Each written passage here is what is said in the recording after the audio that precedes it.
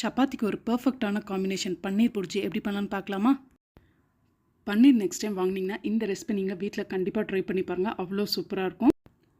First இந்த recipe பண்ணுறதுக்கு ஒரு பேன் சூடு பண்ணிக்கோங்க. சூடானதுக்கப்புறமா கொஞ்சமாக பட்டர் அண்ட் நெய் சேர்த்துக்கோங்க. இது ரெண்டுமே சூடானதுக்கப்புறமா சீரகம், பச்சை மிளகா அண்ட் 3 பெரிய வெங்காயம் இது போல் சின்ன சின்னதாக சாப் பண்ணதை சேர்த்துக்கோங்க.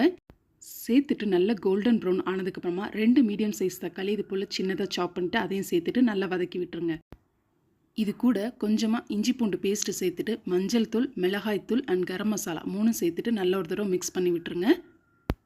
இந்த டிஷ்க்கு தேவையான அளவு உப்பு சேர்த்துட்டு ஒரு தடவை நல்லா மிக்ஸ் பண்ணி விட்டுருங்க. அண்ட் கடைசியாக 1/2 டீஸ்பூன் அளவுக்கு மல்லித்தூள் சேர்த்துக்கோங்க. இப்போ ஒரு தடவை நல்லா மிக்ஸ் கொடுத்துட்டு கொஞ்சமாக தண்ணி சேர்த்துட்டு ஒரு லிட்டு போட்டு க்ளோஸ் பண்ணி வச்சிடலாம். இந்த டைமில் நம்ம பன்னீரை இது போல் துருவி எடுத்துக்கலாம்.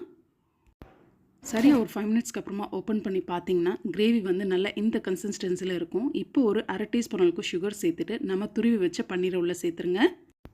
பன்னீர் நம்ம துருவி தான் சேர்த்துருக்கோம். ஸோ 2 to 3 மினிட்ஸே போதும் இந்த கிரேவி ரெடி ஆகிறதுக்கு.